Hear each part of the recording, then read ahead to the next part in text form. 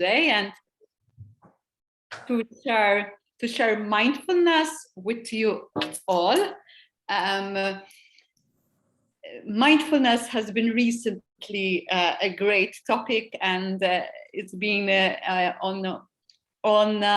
is being practiced at schools, in organizations, personally, and many government organizations as well. And it's becoming very popular because of its benefits. And today I'm here with you to share the practice of mindfulness, to share the benefits of mindfulness, and to share some tips, some ideas that you could use in your daily life to have more balance, to have more happiness, and to have more meaning. So thanks for joining us all today, and we start immediately.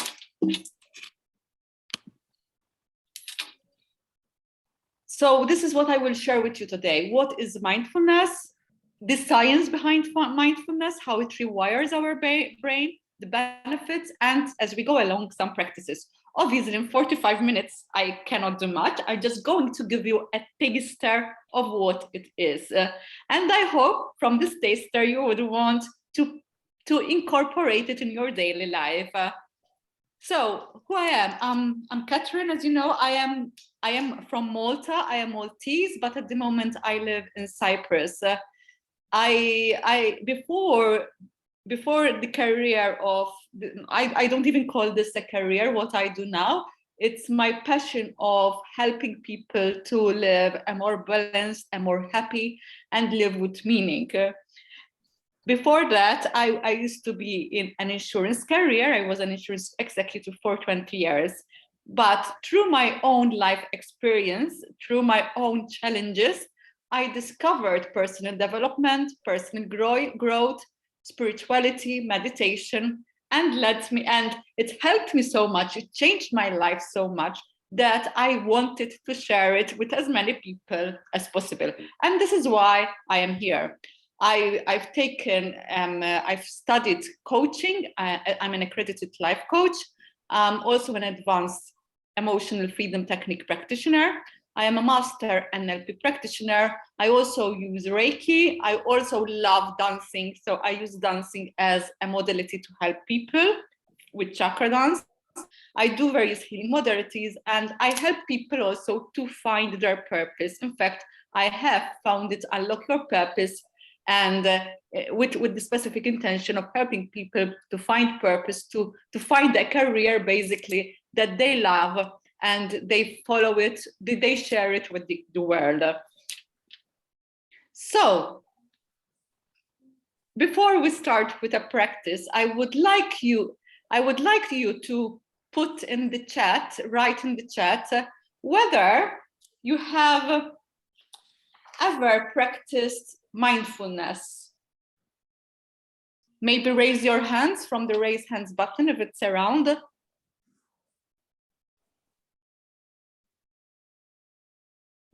And did you find it helpful?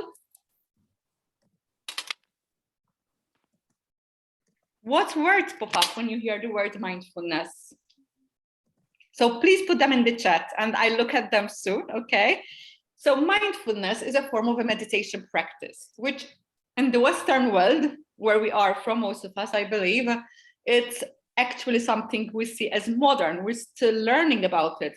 But in reality, it's a very old, ancient practice, which came from basically, although this is not a religious practice, it came from the practice of Buddhism, which is over 2,500 years old. And it was brought into the West by actually a doctor, a professor, John Kabat-Zinn, who has himself learned mindfulness from a Buddhist monk, an exiled Buddhist monk from Vietnam, Thich Nhat Hanh. And he realized, this guy, because he was a doctor, that mindfulness has the potential of helping people with anxiety and depression. So it started from a New York hospital room, and from there it traveled all over the world. And here we are right now. Mindfulness, I see it, mindfulness is a way of living. It's basically our inherent ability. We are all born with this ability. In fact, babies, you can see it in babies, to live in the present moment, to enjoy the present moment, to be in the here and now. But as we grow older, because of the so many demands of life, we start losing this ability. We forget it. We become distracted. We have certain habits that do not help us to live in the present moment, enjoy life to the fullest. And with mindfulness practice, we are learning to bring this back. As John Kabat-Zinn defines it, mindfulness means paying attention in a particular way, on purpose, in the present moment, and non-judgmentally. So basically, it's about focusing, it's about paying attention, being present here and now, and it's about observing, not judging. There is a difference between observing and judging. Judging when we start making something right or wrong, observing just seeing things as they are without giving them a label.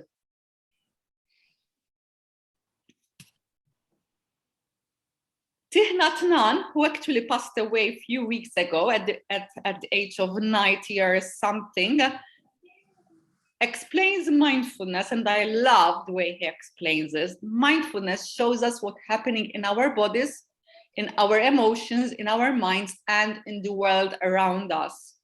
Through mindfulness, we avoid harming ourselves and others. Maybe right now, if you're not familiar with mindfulness, you will not understand exactly why it helps us to avoid harming ourselves and others. But as you go deeper into the practice, with time, you will understand this more, because we become more compassionate towards ourselves and others. I'm going to have a look at the chat and see what you said. Okay, some said you haven't heard of it. It's fine, perfectly fine. A little bit. Serenity, no. Okay, awareness of, yes, mindfulness is about self-awareness, definitely. I find it helpful to live in the moment. It's the most helpful thing you can do. Yeah, very helpful to, my behaviors, my thoughts and emotions. Well, yeah, very good explanations. Okay.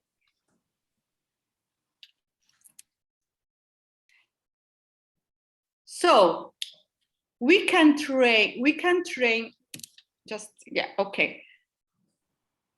Okay, sorry, I lost a bit the screen for a minute, but it's back again for me. Okay.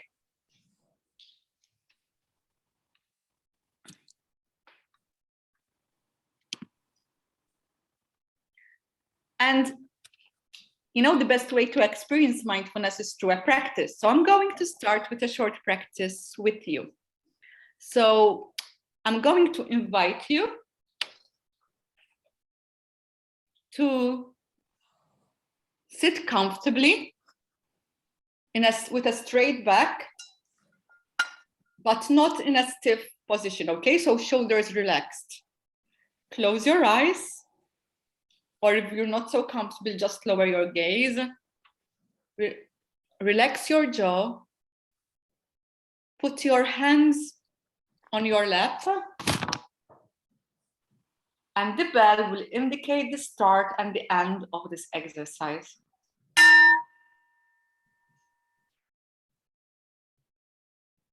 Bring attention to your breath,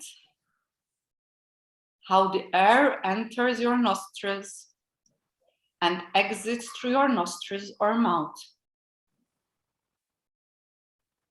Observe the air entering your nostrils and the air exiting either through your nostrils or your mouth. Observe the rise and fall of your chest or tummy.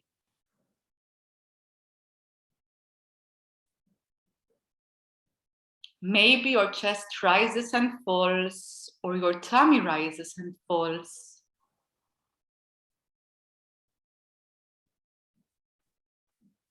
There is no right or wrong way to breathe. Just breathe naturally, without trying for it to be in a particular way.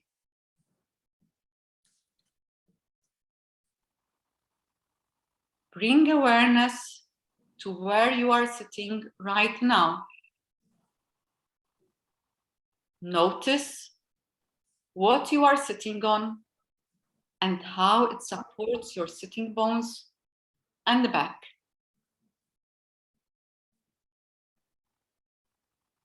Now, gently return to the breath and focus on one spot in your tummy.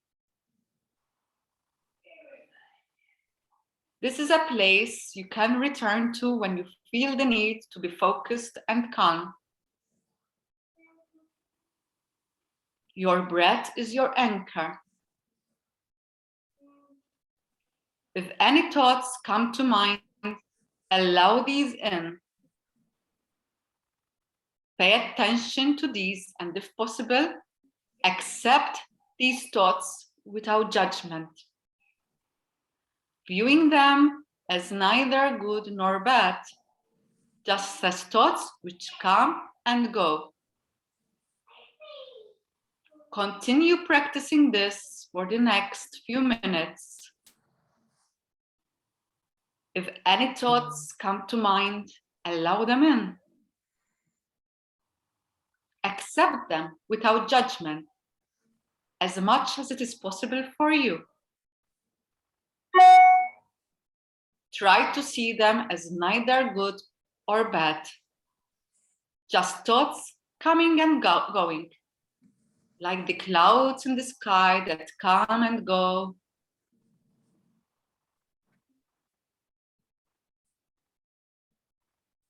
So you can imagine your mind is the sky and your thoughts are clouds floating across the sky, disappearing as they drift along.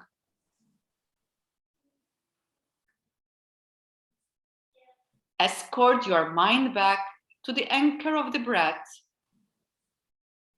Observe your breath in and out. In through your nostrils, out through your nostrils or your mouth. Your tummy rising and falling, your chest rising and falling as you breathe in and out. And if anything distracts you, that's okay. Again, you gently, with kind compassion towards yourself, you escort your mind back to the breath. And if this does not work, it's okay too. You may have to try a dozen or 1,000 times. Eventually, your mind will cooperate. But for now, you allow it to develop in its own time. You are here in the present moment through your breath, neither in the past or the future. You are just being with your breath. And as you breathe in, out,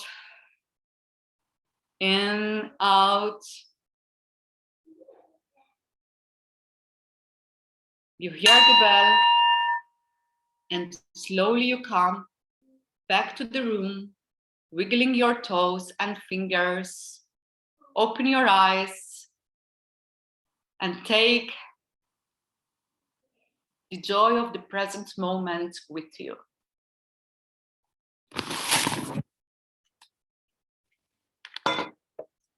Okay, so this is a very simple exercise of mindfulness. And now I invite you to say anything, maybe in the chat, you want to share something you've experienced during the exercise.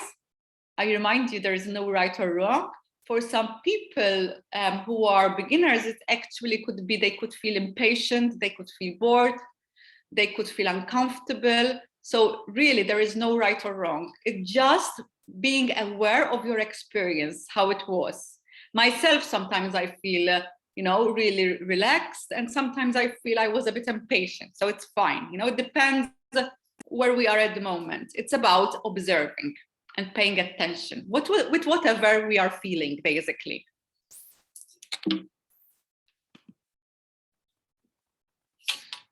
If anyone wants to ask something, please put it in the chat, and as we go along, I'll have a look at it.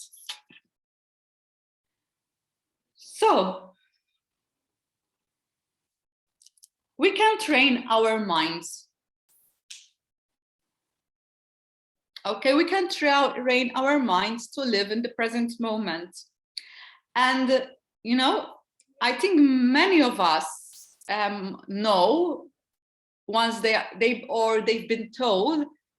I mean, if you're still young, maybe this is different, but if you're more my age, maybe, you know, we used to be told that once, you know, you grow up, your brain is fixed. But it turns out that the brain remains plastic throughout our life. And this is the science of neuroplasticity, which is quite recently developed. The more we do something, the more we can physically change our brain. Okay, so we can change the structure of a brain if we continue to repeat something new. It's basically the law of repetition. The more you repeat something, the more you learn.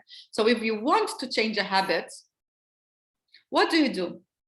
You start a new habit and you continue to do the new habit until the new habit replaces the old habit. And there is the science supporting that this can happen, because this has been seen through brain scanners. And it's about the neurons. We have many neurons, millions of neurons in our brain. And every time the neurons wire together, we're laying down a new memory. But we can unwire, it's like we can switch off that plug and put a new wire. So that's how we can change habit. So basically, we are the architects of our own brain. And it has been seen that mindfulness practice helps in rewiring the brain. And we're going to see, to prove this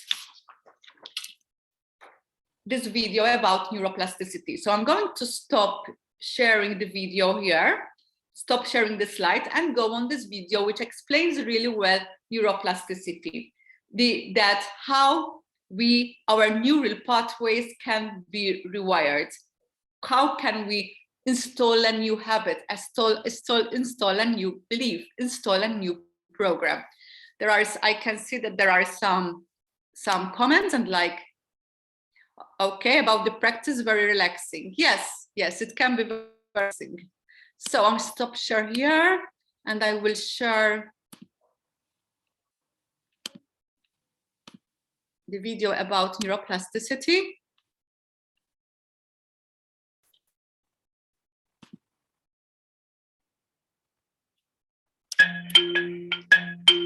Not so long ago, many scientists believed that the brain did not change after childhood, that it was hardwired and fixed by the time we became adults. But recent advances in only the last decade now tell us that this is simply not true. The brain can and does change throughout our lives. It is adaptable, like plastic. Hence, neuroscientists call this neuroplasticity. How does neuroplasticity work? If you think of your brain as a dynamic, connected power grid, there are billions of pathways or roads lighting up every time you think, feel, or do something. Some of these roads are well-traveled. These are our habits, our established ways of thinking, feeling, and doing. Every time we think in a certain way, practice a particular task, or feel a specific emotion, we strengthen this road. It becomes easier for our brains to travel this pathway. Say we think about something differently, learn a new task, or choose a different emotion. We start carving out a new road.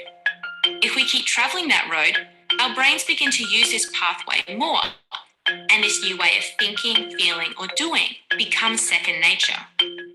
The old pathway gets used less and weakens. This process of rewiring your brain by forming new connections and weakening old ones is neuroplasticity in action. The good news is that we all have the ability to learn and change by rewiring our brains. If you have ever changed a bad habit or thought about something differently, you have carved a new pathway in your brain and experienced neuroplasticity firsthand.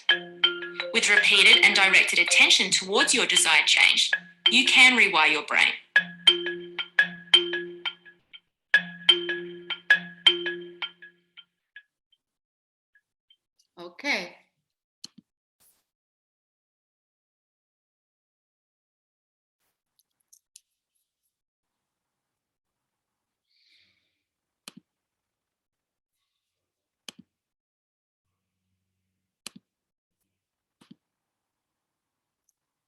Okay, so this is basically a really good example, a really good explanation of neuroplasticity.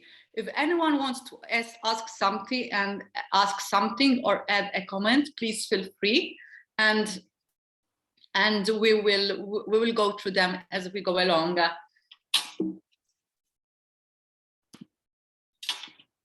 So, you know, the autopilot. Have you ever heard of the autopilot?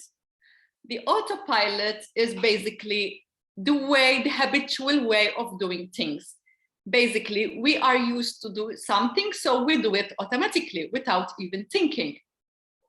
And it's got a very good purpose, you know, because it gets us out of the bed out of the morning. We carry certain tasks, like dressing up, brush our teeth. But if we are doing all the time, then it's not very helpful for us.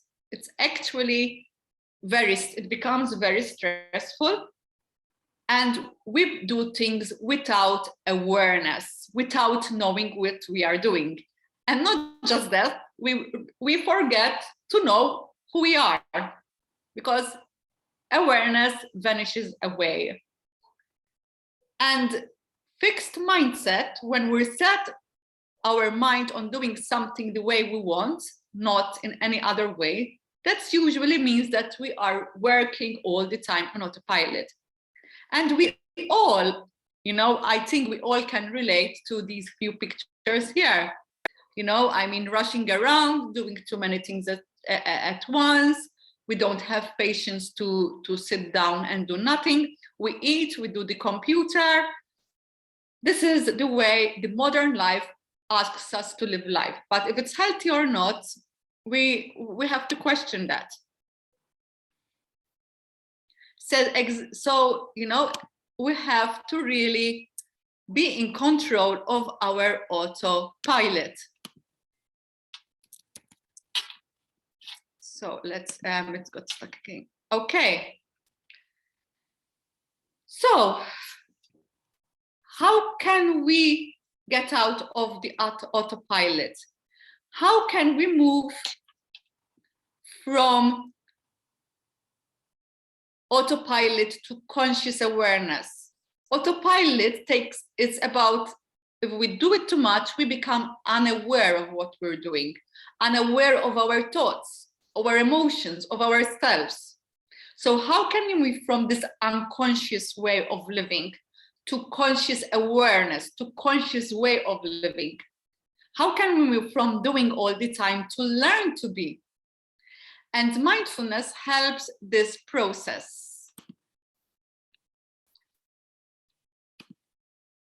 And one way of doing it is, of course, through the breath, like the exercise we started in the beginning, but also we can move from doing to being through sensory awareness, through using our senses more and more. When we're autopilot, we're basically switched off the senses, but more in our head. When we're using our senses, our 5 senses, we become more connected to our body. And being connected more to our body, we are more aware, we are more in the present moment. We can basically know what is happening around us. As you see, animals use their senses all the time. Their sensory awareness is fantastic. And they are in the present moment all the time, animals, aren't they? So it's about learning to know how to shift from being in our head all the time to being in our body, finding the balance between so much in the thinking mode into our sensory mode, feeling mode. And sensory awareness is also a mindfulness practice. For example, having a mindful shower. Okay, how do you take your shower? Are you rushing quickly to have your shower, and while you shower, thinking about what you're going to do next? Or thinking about an email you need to send, or what you're going to cook for supper?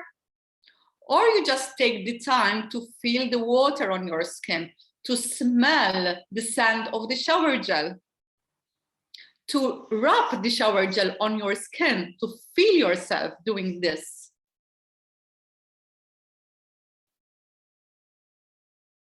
Okay, so these are a few examples how we can switch from the thinking head, the thinking mind, into our body to bring more senses. It's about trying to use all the senses. It's how, when you're talking to someone, are you talking all the time, or are you listening? Or are you thinking what you're going to say next? How do you eat? Are you just eating and in the meantime a lot of thoughts are in your head? Or are you just focused on the taste of the food, on the smell of the food, how it feels when you're eating? How does it feel in your body? And this is one of the problems many of us have, because we eat so much in a rush, we have so many things going on that we're eating, that we're not enjoying our food. And then it gives us, we know we want to eat more because we're not enjoying that present moment of eating. So these are simple things, but will make a huge difference in moving from this rush, modern, busy life that is fine, okay, up to a certain limit. We cannot live like this all the time. We need to also have time to just be with ourselves, because that is how we bring more awareness into our life, how we bring more balance into our life, from doing to being. And when we're being, when we're really enjoying the shower, we feel happy. When we're really enjoying the food, we feel happy. When we're having this conversation, when we are listening to each other and we are really being present to each other, we feel satisfied, we feel happy. It's the human connection. But if you're too much in your head thinking what to do next, you lose this so important connection of human beings to connect with each other. And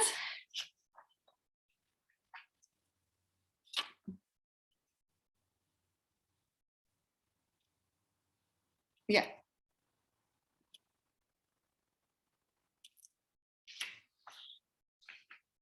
So I invite you that maybe tonight you have a mindful shower, or tonight you try to be more focused on your food. There is a whole way of doing it, and I don't have the time because it will take us about 15 minutes. So, you know, there's a whole way of doing a mindful eating practice, for example, and I would love to show it to you, but the time does not allow us. Some more science, okay? Areas that are affected by our mindset, leading to stress. Okay, so mindfulness is said to affect the amygdala, which is the fear response of the brain. Okay, the amygdala is the fight, flight, or freeze. And it is necessary because it protects us from dangerous situations. However, if it fires too quickly, because it comes in too quickly, it can lead to reactions. It can lead us to stress. How do we calm it down? With mindfulness, we're giving it a breather so that the prefrontal cortex can come in, because the prefrontal cortex is slower to react than the amygdala. And we can take more conscious decisions. We can rather react, we will respond in a right and more appropriate manner. Also, mindfulness affects the hippocampus. The hippocampus is the memory center of the brain. We all been in situations, I've been many times in the situations, when I'm stressed, when I'm rushing from one thing to the other, I forget. Well, yeah, it goes through your head. But with mindfulness, we are training the hippocampus to remember more. This is why its mindfulness is set to help children with exams, because it calms them down so then they can recall what they have studied. Because under stress, we don't recall what we have studied. So this is why it is good for those who are students, and I know some of you will be students, to practice mindfulness, because it will help you with the formal studies, recalling what you need to recall for your exams. Okay? The insula, then there is the insula. The insula is the center of love, the center of emotions. It's which connect us to each other. It's the center of compassion. With mindfulness training, we learn to be more kind to ourselves, kind to others, more compassionate.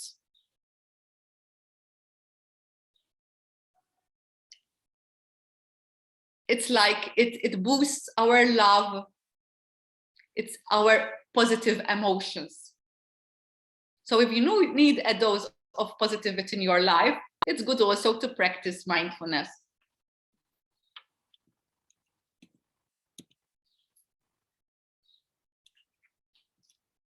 Now, let's do another practice. Who's ready for another short practice? Is everyone okay? Yeah. Okay, so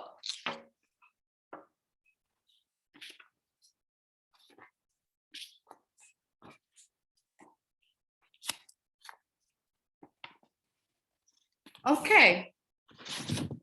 This is called a 3-minute breathing exercise. And this is an exercise that usually when I teach mindfulness, I recommend my students to have it on their phone, easily available, because when you're having a break or you're waiting in a queue or you've been in something stressful and then you need to come back to yourself, it's good to listen to it so you recenter yourself. You become back to yourself. You give yourself, you release the stress and come back to center. You ground yourself. You connect back to yourself.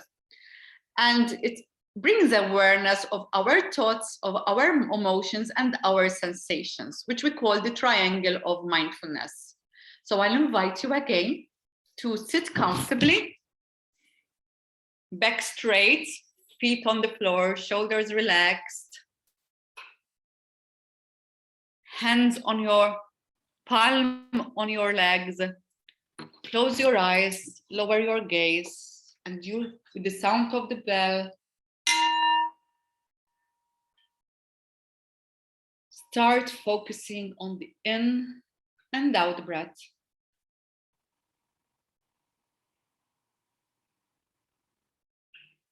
Observe your breath going in through your nostril, going out through your nostril or your mouth.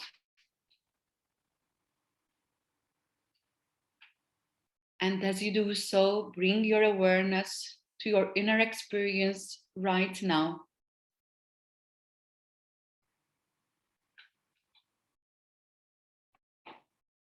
What thoughts are going through your mind?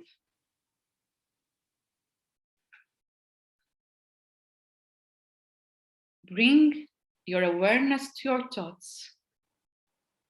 As best as you can, acknowledge these as mental events passing by.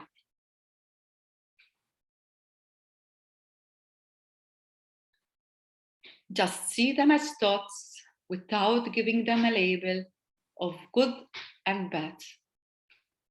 It is just a thought. Come back to your breath and observe the movement of the in and out breath. In, out.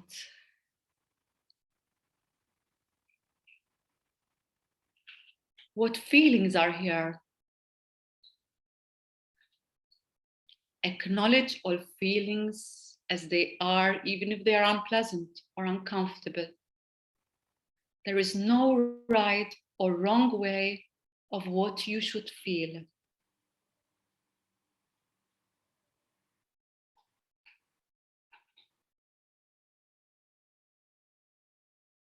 Come back to your breath. In, out. Observe the in and out movement of the breath.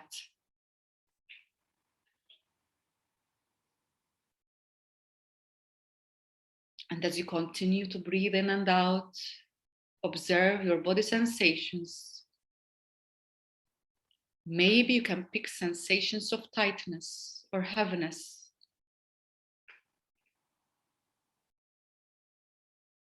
Acknowledge the sensations and do not try to change them.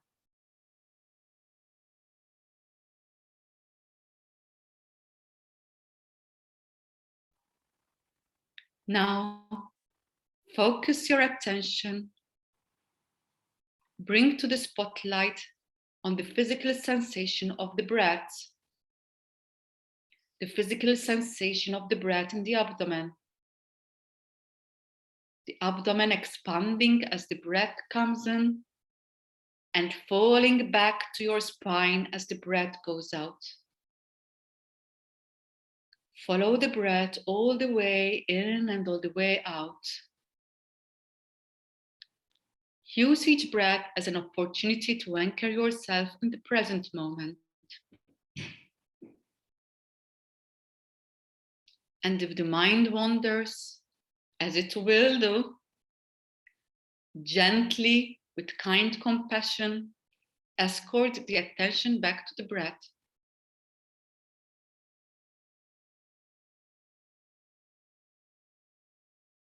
Now, expand this awareness around the breathing to include a sense of the body as a whole, as if the whole body is breathing. You're breathing in and out through your whole body. If you become aware of any discomfort or tension, feel free to bring the focus of attention right into that area by imagining that the breath could move into and around the sensations. So if you have tightness in some part of the body, imagine you're breathing in and out through that part that is bringing you the discomfort. You are exploring the sensations rather than trying to change them. When you are ready, return to focus your attention on your breath in and out through your whole body, moment by moment. And as you continue to breathe, become more aware of the chair that is holding your body, the sounds in the room,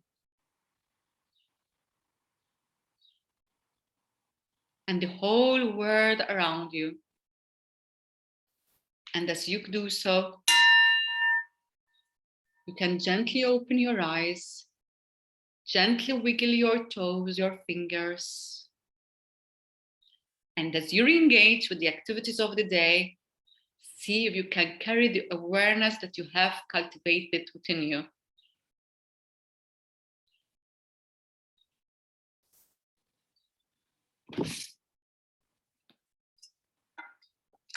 I invite you to put in the chat how did this exercise feel, and just note your experience. It's not about if it's good, if it's like, there is a right way or a bad way, but it's about observing.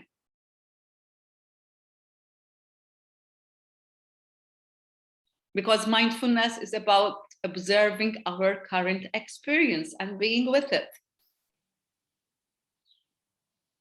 And the more we practice these type of exercises, the more we will become comfortable with whatever is happening in our mind, in our feelings, emotions, and in our physical body sensational experience.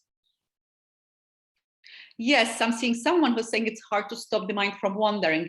And yes, it is hard. And this takes practice, okay? The mind tricks us, because you might know that what we're consciously aware is very little of what is actually happening in our mind. Our mind distracts itself very easily. It distracts itself more than half of the day, if we allow it to be. So it's really hard to stop the mind from wandering, because we are programmed to let it be.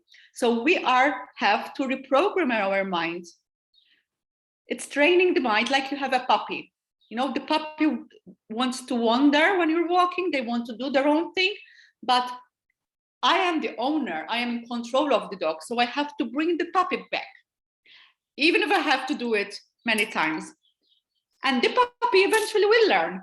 There's no doubt about that. So you have to keep practicing bringing your mind back to your breath. Does this make sense?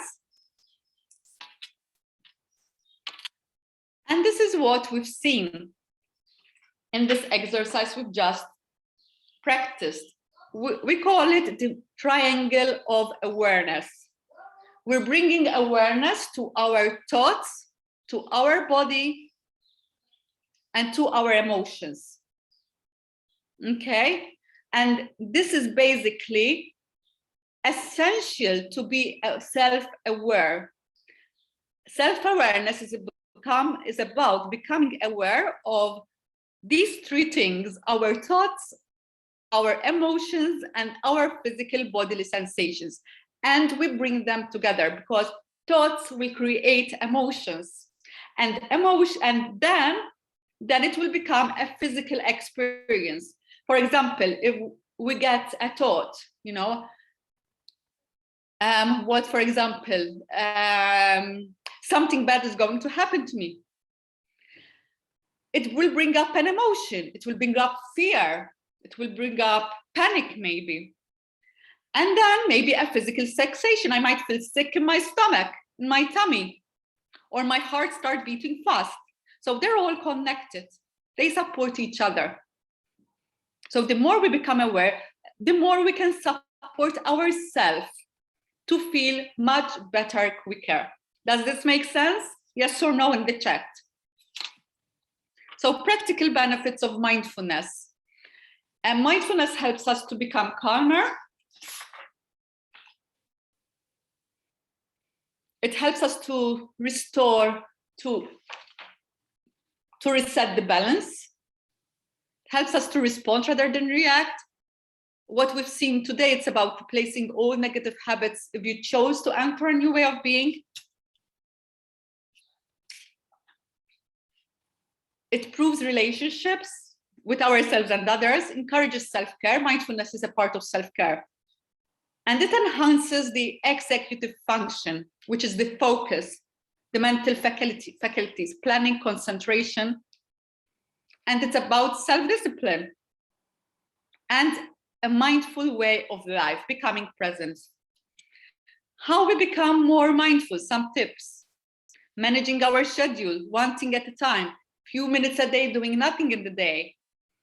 Paying attention, how often do we pay attention to what other people are saying? Making everything that we do in a day a mindfulness practice. And I have so much to share about this, but we don't have time. Eating slowly, going for a mindful walk, and focus what is important more on your task list and letting go of what is not. This is a good one. So we've come to the end of the 45 minutes. I'm actually a bit over. So I believe it's now time for Q&A.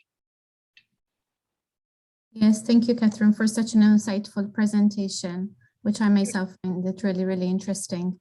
You're welcome. Especially the exercises that you've done with us.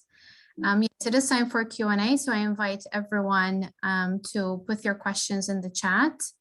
My first question, actually, if you don't mind me asking, Catherine, is how important is it to make changes to one's lifestyle environment to support mindfulness? Or is mindfulness intended to bring positive change to our environment, lifestyle, etc.? Is the latter the goal? You're now focusing more on the environment, if I understand correctly, isn't it?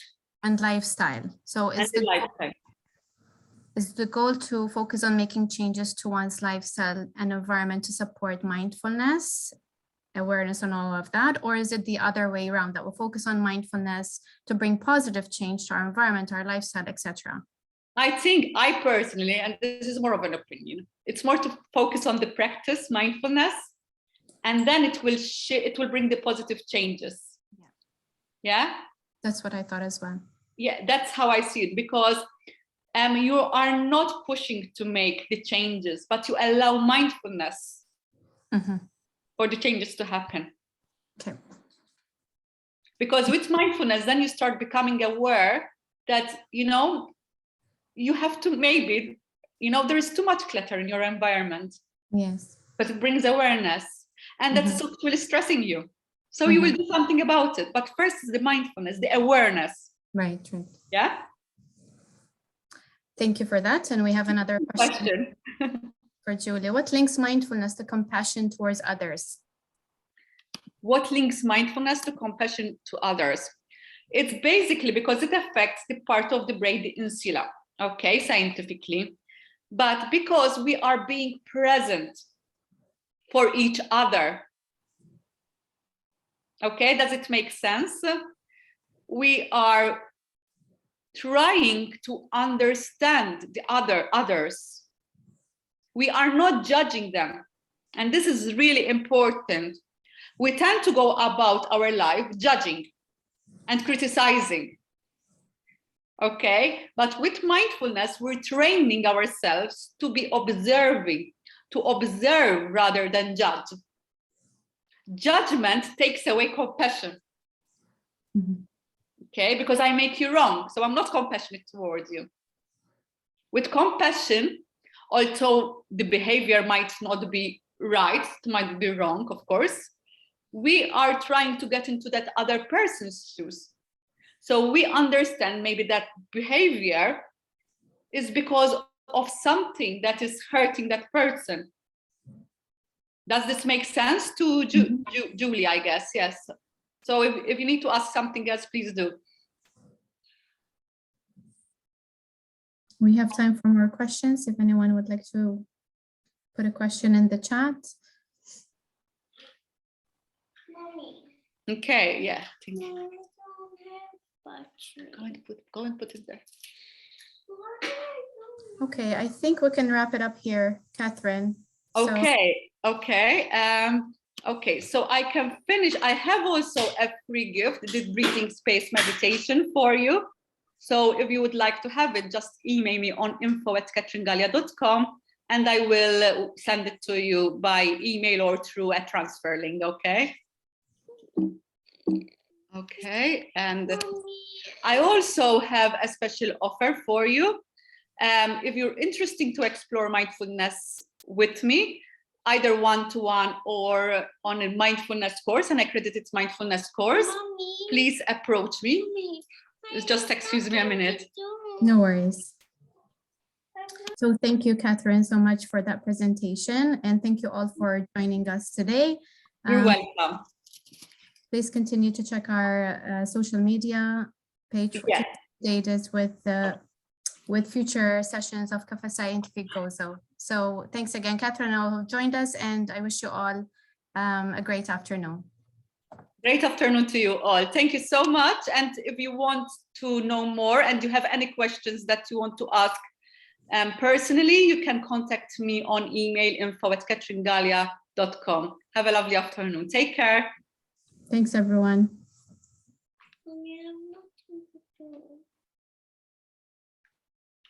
Mommy, I am not